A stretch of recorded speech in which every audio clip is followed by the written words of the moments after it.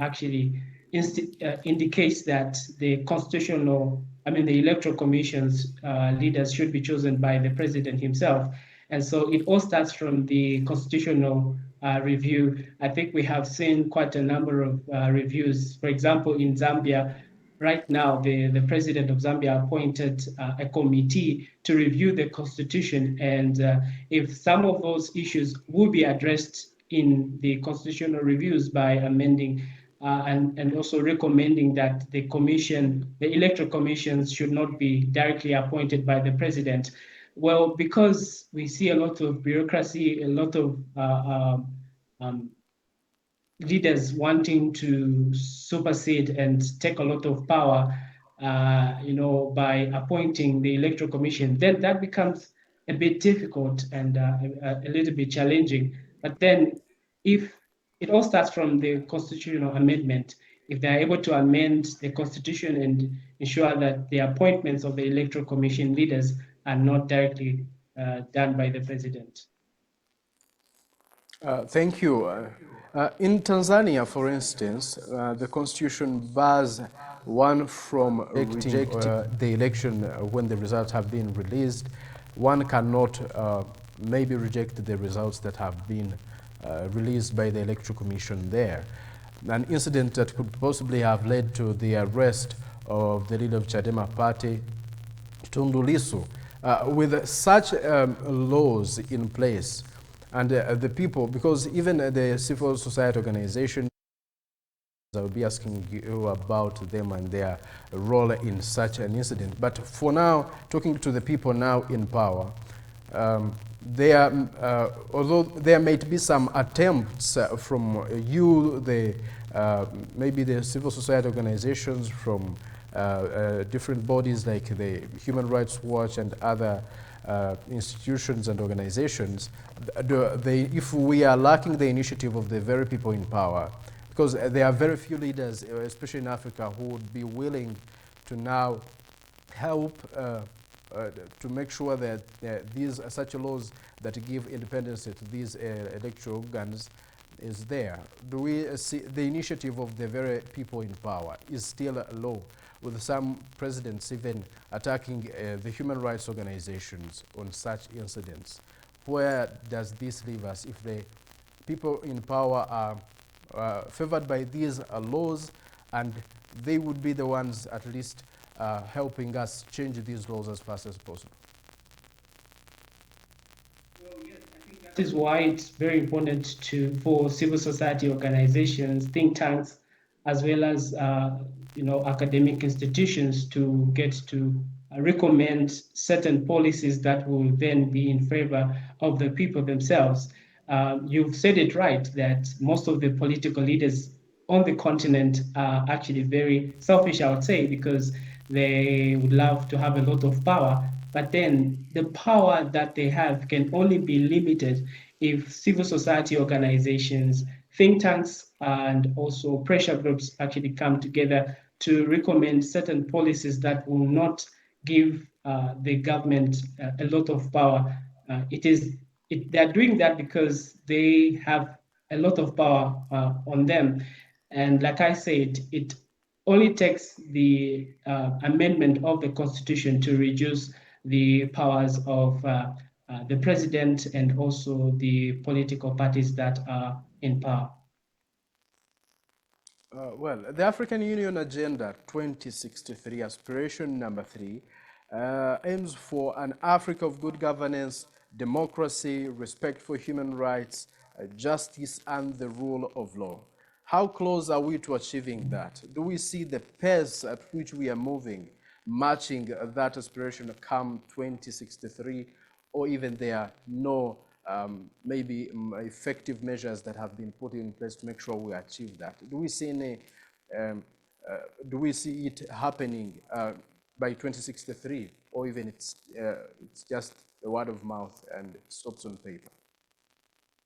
Well, 2063 is very near, if you could ask me, and we've seen a few efforts that have been put in place by the African countries to reach those levels. Yet we have the the policies in these countries that are very strict. And it only takes, the policy reform to actually reach those levels. The regional mechanisms like SADC, of course, have brought in certain recommendations, but then, like you've put it, it's only on paper. It's time that we started implementing, policies that will later on help us reach that particular initiative that the regional integration organization actually brought in place. So far, we are still far away from reaching to that extent. Who could be letting this down? Are they the people in power? What is there? Because if these leaders sit down and say they want to achieve that, which will contribute positively towards the development of Africa, because without respect for human rights and democracies, possibly our development will still lag behind. Who could be stopping these efforts? Are they the people in power? Is it that the initiative of the very people, the fellow Africans, is still down? What are some of those barriers towards achieving that? Well, I think that is why the government should be able to have a listening ear, even though that has been a challenge in Africa, that to some extent they should be able to listen to what different civil society organizations are actually saying, because different organizations, think tanks are actually writing opinion articles about these. Uh, but the challenge that we've been having is that most of the people that come out in open are usually being arrested. We've seen a lot of interference in on the media, who actually play a very big role in amplifying the people's voices. But then the media also has a role to play to ensure that what people have, what the public has is able to reach the ears of the government. It all starts from the government, having a listening ear, opening up or selecting, certain different committees to ensure that the government is not far away from the people, because it is the people that elected them into power, and so they should have that listening ear. So it's think tanks, civil society organization, and also political. The opposition also have a huge role in amplifying their voices. You talked about the regional international organizations. How effective have they been? Well, regional international organizations like SADC, I think a few weeks ago, gave a statement about the ongoing conflict in Madagascar, and we've seen that not to be very effective, because they are not being operational about it. The only thing that was there was that they issued a statement, but nothing really changed with regards to the statement that they issued. And we also see quite a lot of conflicts that are ongoing in the DRC. We see conflict in Sudan, in West Africa, and yet these regional organizations have been in existence for so many years now. The question still lies to say, how effective are they? Well, out of that regard, in them not implementing certain mechanism to ensure that conflicts really either reduces or comes to an end, raises concerns as to if they are effective. DRC in North Kivu, there has been a lot of conflict there, but then because of lack of implementation by regional organization, conflict still goes on. So its effectiveness is is actually raising quite a lot of concerns. What could be the outstanding barriers in this on these organizations? Is it the non-interference policy, or even other major outstanding reasons apart from what you just said? Well, we understand that these regional organizations are not independent as well. The fact that the uh, policy harmonization is one aspect, because they are a regional organization and they do not only speak for a particular country, but for multiple countries. And so, because of lack of policy harmonization amongst African countries, that becomes a huge barrier. And I think resources also, because these regional organizations depend on resources that will then help them to push for protection of human rights in these countries. So that's also one of the barriers that they are facing. Yeah, well, uh, these leaders in power have been possibly behind this abuse of human rights. They have been condemned by outside, even international, these are international organizations. With that much need to protect human rights, even in the world, not only in Africa, we have seen the President of the United States cut aid that was going to these organizations. Where does this leave the protection of human rights? Well, that becomes very tricky. You see how, for example, the regional organizations entirely depend on the African governments to protect human rights, and yet the African governments are sometimes primary violators of human rights. And so we can't entirely depend on the government, but reminds, that helps us to remind the government all the time that they have a critical role to play to ensure that protection of human rights is upheld. They have a role to enable an environment where freedom of association, freedom to assemble is upheld in their countries, and that's why you see sometimes Trump is able to notice how human rights are being abused on the African continent because of our leaders that are not being careful on how they are leading their countries. Reflecting on the just past election in Tanzania, where we saw protesters being controlled with a lot of force by the security forces there. Internet shutdown is still there. What does it communicate in maybe in Africa when because this has not only been happening in Tanzania, it has been happening in Uganda as well. Most of the African countries, during elections, we see internet shutdown. Is this a security measure maybe to prevent something bad from happening? Is it just hiding the truth from the people? Which message does it communicate? And do we need to trust the results that come out of such elections where there has been silencing of the media and shutting down the internet?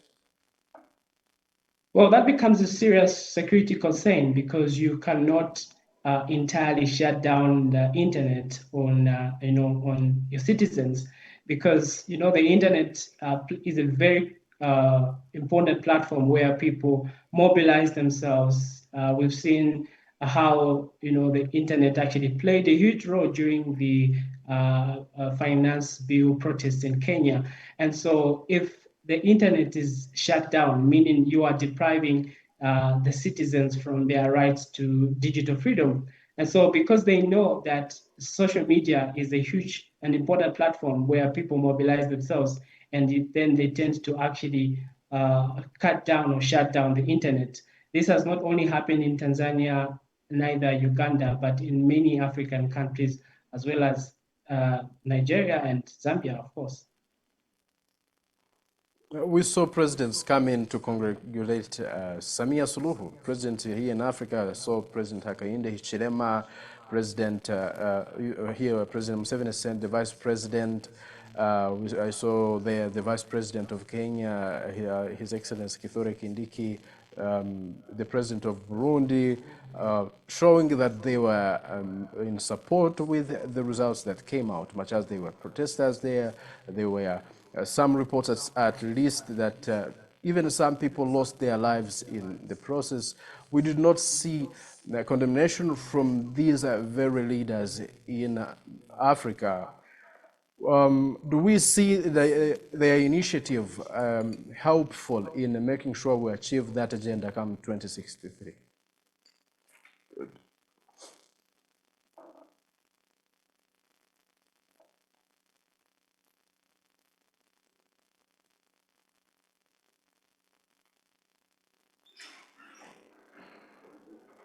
It seems we are having a short technical glitch here and there, but we are working so hard to make sure he is back. We are still with Mr. Muganga Andrew. He is the African Liberty Contributor and is a peace and conflict scholar at the Copperbelt University at Hammarskjold conflict studies.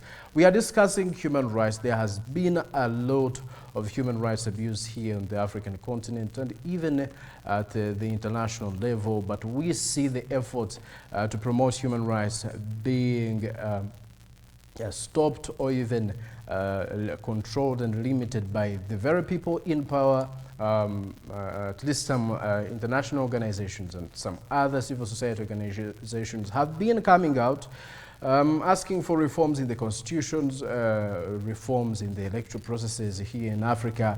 But since the laws put in power favor those in power, and those in power largely have all the authority to change that, they have not helped in making sure there is promotion of human rights. We have seen leaders who are self-seekers, who want to consolidate every institution in the government to help them stay in power for longer. Many presidents here in Africa, we have presidents who are now beyond 40 years in power and still wanting to come back again and again. We saw President Paul Biya, very many other presidents. This remains a challenge in Africa. The abuse of human rights is high.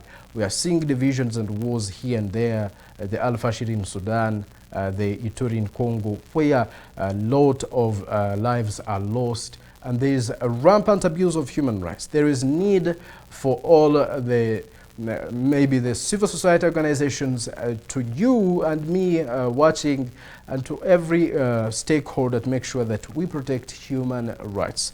The African Union Agenda 2063, aspiration number 3, where they want to see an Africa of good governance, democracy, respected, democracy, respect for human rights, justice and the rule of law. They all understand that without these, there can't be a development in Africa. With a state of impunity that is taking over Africa, where the people in power at least do whatever they wish to do without even being worried about what they could happen next. The courts of law now, in some countries here in Africa, not independent. Now, the Electoral Commission, as Mr. Andrew has been saying, has been accused of, the electoral commissions in Africa have been accused of being partisan, siding with the people in power. We have been seeing attempts to change the constitution that favors the people in power happening faster. Here in Uganda, we saw that the change of the age limit happened regardless of the effort from some people saying that this was not right.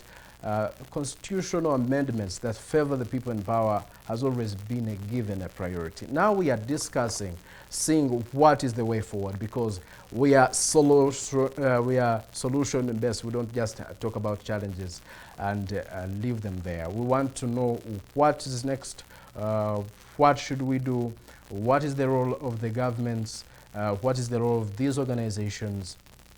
Do we say the African Union, the East African Community, these regional organizations, even other international organizations, what are their role?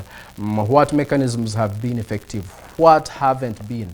And what should be done to better the already available mechanisms to make sure that there is respect for human rights. I still thank you so much that you're with us, and I believe you're enjoying this conversation. Feel free to subscribe button if matters of national importance mean something to you. And my name is Kenneth. As I told you, this is the alternative TikTok TV, the Mighty Drive. If you're joining us for the very first time, We are always here Monday to Friday, 8 a.m. to 10 a.m. discussing matters of national importance, giving you information, reliable information that you can rely on to make an informed decision. Information that is not biased. We are not being partisan. We talk about real issues. The talk is real because even these issues are real. These issues are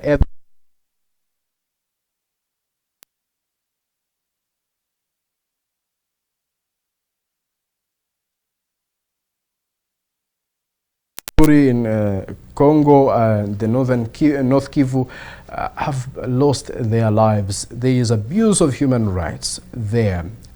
In Sudan, we saw what was happening in South Sudan.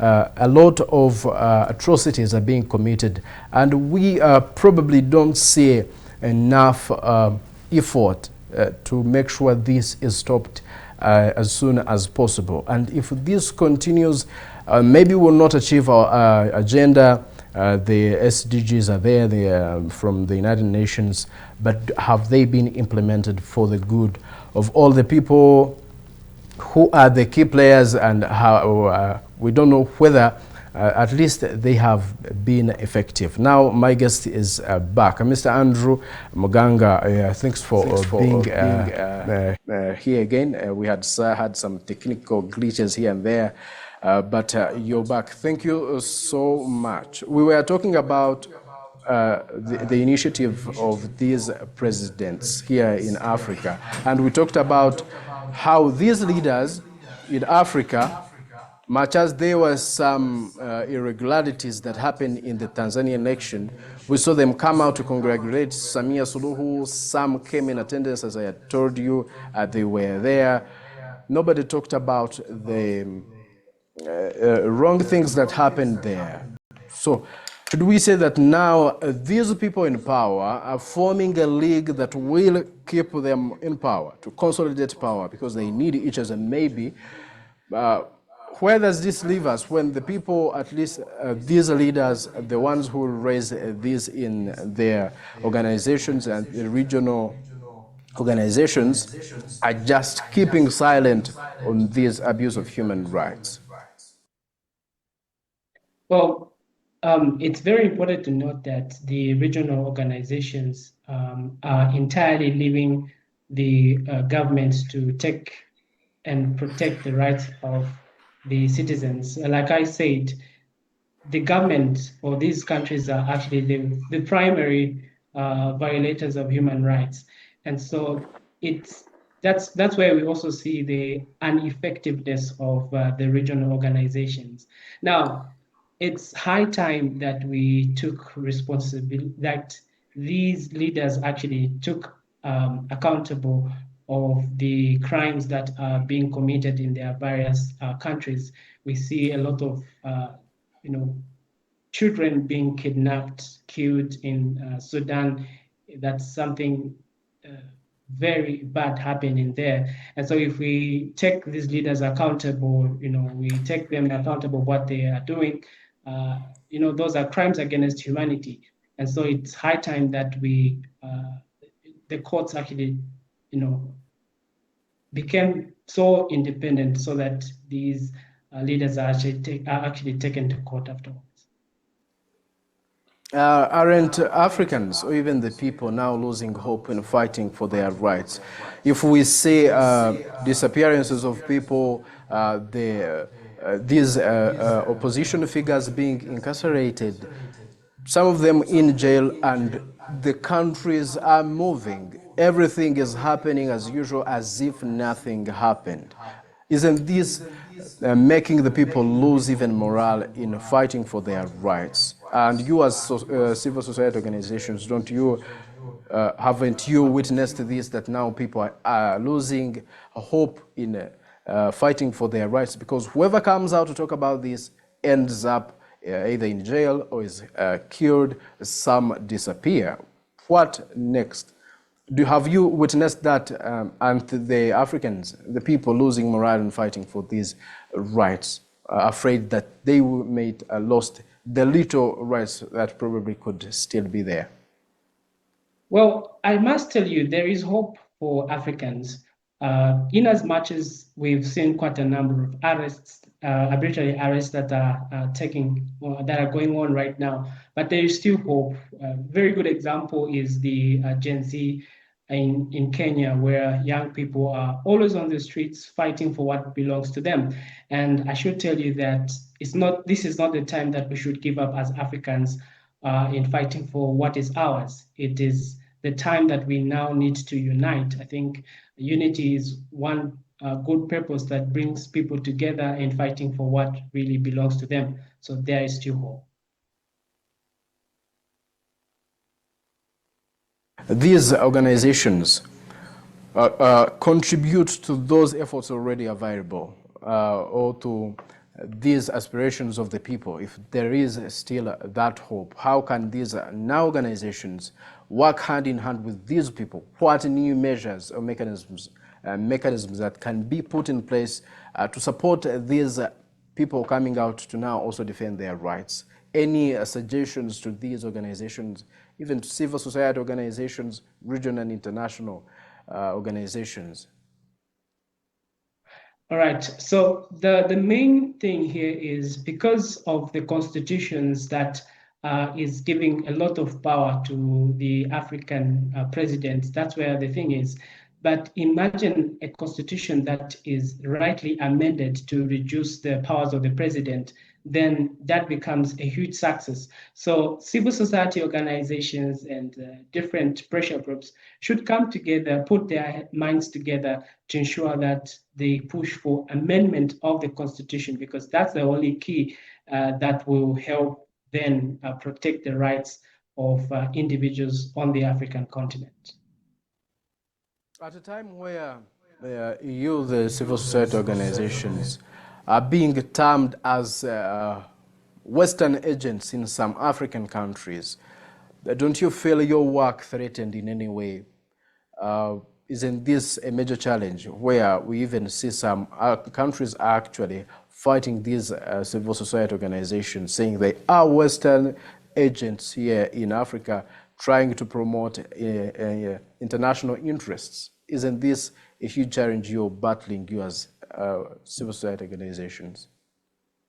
Well, that's one thing that is a misconception, I would say, because the civil society organizations are always fighting for local solutions. Um, People say they are international influenced, they are Western influenced, but at the end of the day, what they are fighting for are local solutions, and these local solutions are what is going to help contribute to the protection of human rights on the continent as well as in their specific countries. We talked about wars in Africa, a very fertile ground for abuse of human rights. Do we see this stopping any time, like the abuse of human rights, the wars that are a fertile ground for the abuse of human rights? Like, are there efforts to end these wars? Because at least in wars, people die, there is torture, there is rape, and a lot of abuse of human rights. What attempts are there to make sure there is a lasting peace in Africa and to prevent the abuse of human rights? Well, we have seen the regional organizations as well as the United Nations deploying different troops in the war-torn zones in the DRC as well as in Sudan. I think we have the peacekeeping missions in Sudan as well as the Central African Republic. And so apart from deploying peacekeeping missions, I think we also have the early warning systems. These are able to detect conflict before it actually becomes worse or before it happens. So regional integrations or organizations are able to detect conflict before it escalates. But majority say that these forces there have not done enough to make sure there is peace. It comes in at the time maybe to help here and there, but these measures have not been very effective.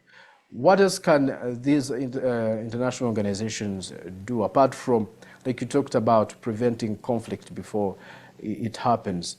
What is even that major challenge that is leading to instability in those regions that maybe these organizations can solve before it comes, it ends in two wars, because these wars come after some maybe other underlying factors. What are those that these organizations can solve, maybe to prevent these wars from happening? All right. So I think that is very true, because we've also seen some peacekeeping military troops actually contributing to the wars that are happening in Africa. But then one aspect is that they can do is to confiscate certain weapons from these, for example, the rebel groups that we have in the DRC. Of course, we have the M23 there. Well, apart from that, I think there's also need to bring these rebel groups, and as well as the government, bringing them together to have a lasting solution.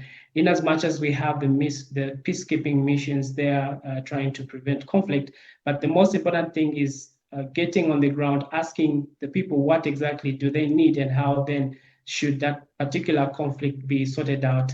Then I think we will see a reduction of conflict in that regard. In most of the areas in Africa, most of the causes for these wars somehow, we have been seeing in tribal issues, religious beliefs, maybe culture here and there. Some people seeing themselves as more superior than others. Maybe the Muslims seeing the Christians as inferiors, or vice versa. How can we blend culture to now culture and all these differences? How can we bring together for the good of protection of human rights? Because if there are some individuals who see themselves as bigger than other groups of people, maybe that's what we are seeing happening in some of the countries where we are seeing tribal wars here and there, laying that fertile ground for abuse of human rights. How can we bridge that gap and bring harmony between these groups to now embrace the protection of human rights in their cultures, in their values, in their religious beliefs? Well, I would say tolerance is the key aspect there, because if you get to accept cultures, if you get to accept different beliefs from different cultures, bring them together and accept what the other culture does believe, then I think there can be harmony in that particular community. Yes, tribal conflicts have been ongoing in Africa. I think we've seen some of them leading to genocide, but tolerance is one thing. You bring people together, getting them accept ideas from their different cultures, that becomes a key. Thank you. What can now the government, civil society, and videos do to make sure that is implemented, that bridging that gap? Because we all believe that divisions have to be dealt with diligently. How can they now focus on that very element of bringing these different groups together? Who and what role do they have to play to make sure that unity is actually achieved? Well, the government should guarantee freedom of expression, freedom of speech, association, and assembly.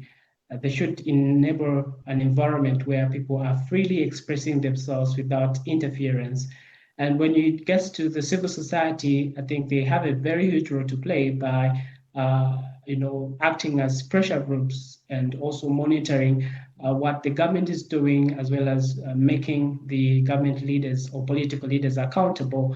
And for individuals, we all have the right to report any human rights abuse that we see in our society. Reflecting on the very people's understanding of human rights, I believe you have been on ground. Do Africans even understand their rights? Because at least some governments have been in power for so long. people grew up knowing that things are done in some particular ways.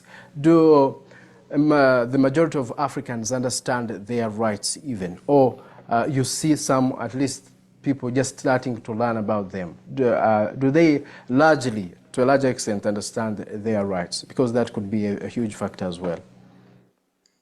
Well, each person has a right. These are entitlements by virtue of one being a human right.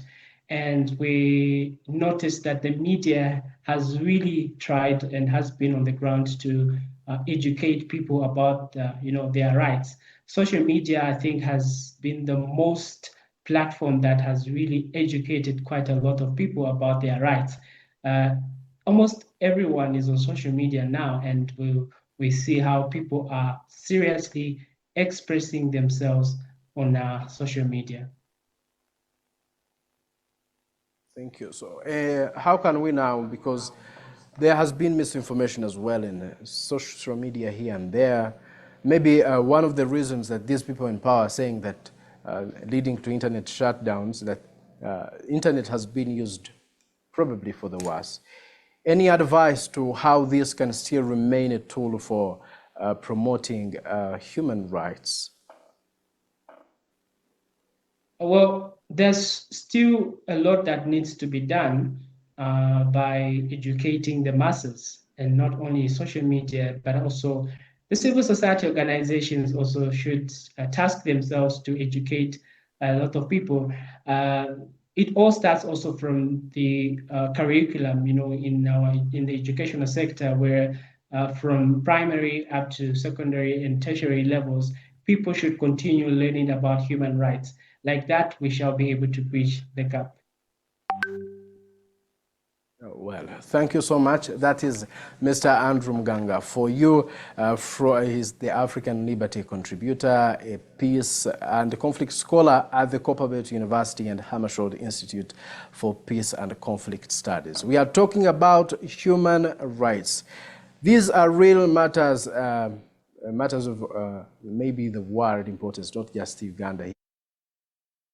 With major focus in Africa, where at least there has been some abuse or even much abuse of human rights, and we still question ourselves: have we done enough as individuals?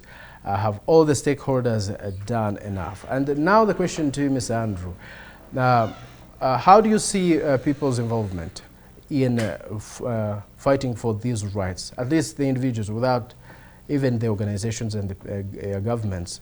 The initiatives of the people themselves, how can you rate it? Where have they gone right? Where have they gone wrong? And how best can they help promote their rights? Well, each and every individual, first of all, must understand the rights that they have before you actually get to go beyond the limit. First of all, we need to understand what are my rights? Am I going beyond, and am I interfering in my neighbor's rights? So that aspect should be very important before any other mechanism or initiative. And so human beings or individuals should be able to know that we all have the freedom of expression. We all have the freedom of speech, and no one should be able to trend upon us. And that's one aspect that is very important to know. Apart from that, I think there is also need for unity, because if people do not unite, it's very difficult for us to actually win our fight for human rights. So unity, as well as being aware about the rights that we have as individuals, is very important. Institutions most of the times interpret these rights for us. If it is the right of expression, now the courts of law can come in and interpret whether you stick to your right or even violated other people's rights. Without the independence of these government institutions that probably interpret these rights, doesn't it only maybe if there is that lack of independence, especially in Africa, doesn't it still limit our freedoms and those rights in any way? who should play this part of protecting these rights if these institutions are somehow not independent? Well, that is true. We have these institutions not being independent, the judicial systems especially, because these are the people that persecute, they even convict. I mean, they are able to weigh whether someone is guilty or not. And if they are not independent, then that raises a worry on the state of human rights in Africa. And it takes of course, institutions, the think tanks, the civil society organizations to continue amplifying their voices to ensure that the judicial system in Africa becomes very independent. Sure that that is achieved, because most of the voices are just calling for this, calling for independence of these organizations, but these efforts are just stopping from there. They are calling for the government to implement laws to give independence to this institution, which is seen as a threat by these very people in power because they want to stay in power, they want to consolidate every institution. If the calling is to be implemented by the very people in power who are benefiting from these laws that are unfair, will it even ever happen, or it will remain to those strong and patriotic individuals or outstanding leaders who will accept to sacrifice this joy they have in pressing other people's rights to stay in power, having that firm grip in power?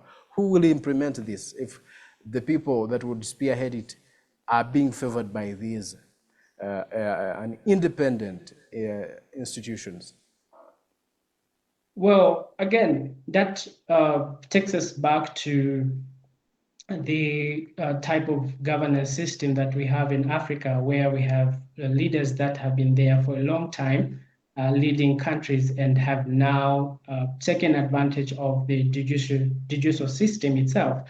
And because of the long-serving presidents, I think I can give a few examples. In Cameroon, they just returned a president who has been there for a long time now. Uganda also is one of the examples. And because the presidents have been there for a long time, they are taking advantage of the judicial system.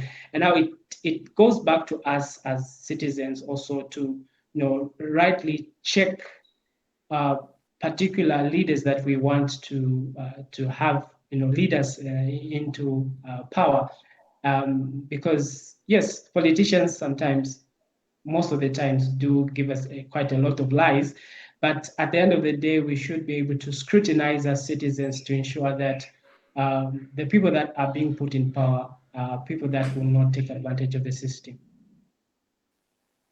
Yes, you talked about the leaders we vote into office, that if that remains our responsibility as citizens, to make sure the ones that we choose are those maybe who respect rights. If we see that here and there things have not been right, we can change them. But still we have these institutions to show our decision, maybe the Electoral Commission. If our decision was made via ballot, and the election was rigged by the people in power, and the Electoral Commission cannot declare the rightful winner, doesn't this still leave us in that bondage of denial of human rights?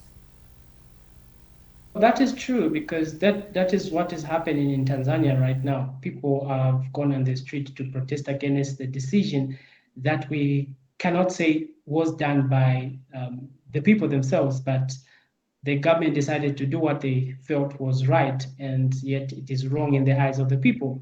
And so that is a huge challenge that we have as Africa. These political leaders are taking advantage and making their own decisions without having people as priority. So that is a big challenge. And again, it all starts from having these institutions to be very independent. Once the electoral system is independent, then it is very difficult to actually compromise the electoral system. There have been attempts by these organizations civil society organizations, human rights watch, even the United Nations coming in to make sure at least there is a fight for human rights. But still leaders have the powers. The international community had decided to now sometimes use force to overthrow these leaders accused of higher abuse of human rights. But this has not been yielding results or good results. The case here is Libya. After overthrowing Muammar Gaddafi, up to now there is no peace in Libya. And now people are saying that this was total hell, that they first at least things were better. When these attempts to now act, not only to speaking, are there, and when they have tried to act and overthrow these people in power, violating these rights, bringing in new leaders, still we have not had peace there. We have not had respect for human rights. Should we say that maybe the international community is doing this wrongly? What any other alternative apart from just speaking about these challenges, now acting? Because if these organizations just speak and the people to implement are the ones in power, they're implementing rules that will be against their will, of overstaying in power, of abusing human rights. What next? Should we now empower these even regional bodies to now have the authority to oust a leader at any time? Well, that actually displays the fact that the regional organizations have a huge role to play. I think we've seen the role that ECOWAS played in West Africa and in the West African countries, by helping to resolve certain political conflicts in one of the countries there. And it's still a challenge in ensuring that these regional organizations 100% interfere in some of the national matters. But I think also it's a challenge that we can give to the regional organizations not to entirely depend on the government to protect individual human rights, or entirely depend on the government to ensure that the democratic processes actually happen in these countries. They're supposed to actually entirely interfere when human rights are being abused, not in fear of or in favor of anyone.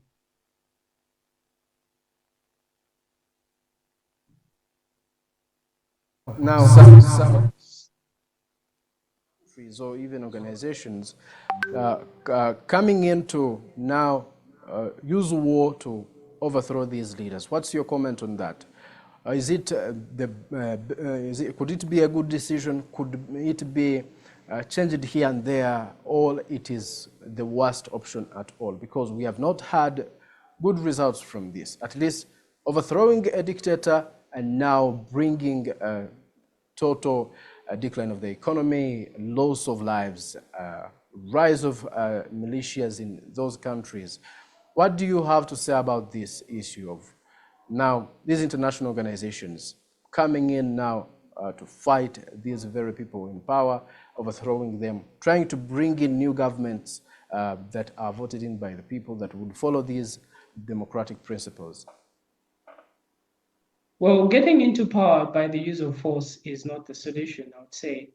In as much as we would love to have democracy, but then the aspect I would always say is using the military to take over power from the government. That's something that should not be acceptable on the African continent.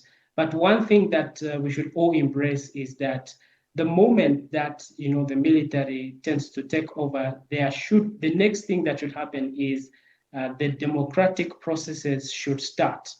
The handing over to a leader that will be selected in a democratic manner should be upheld. Mr. Andrew Muganga, for that great conversation you've shared with us. I believe this has contributed greatly.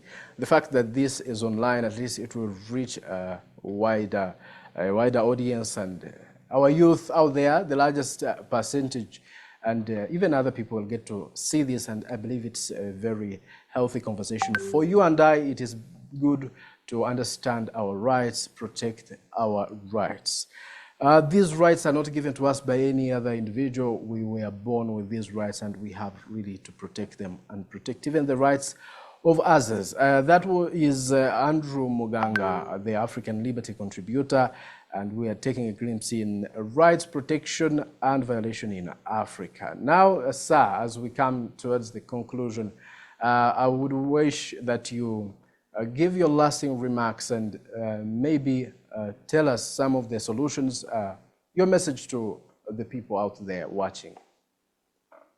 Well, my concluding remarks are that the African leaders should have a listening ear. It's high time that we had a lot of conflict on the continent that's the richest continent in the world, and if we get to fight one another, then we shall not see the development that we want to have in our countries. So, young people, let's always speak out when things are not right, so that the government is able to listen. That's your last message, I believe? Yes, thank you for having me.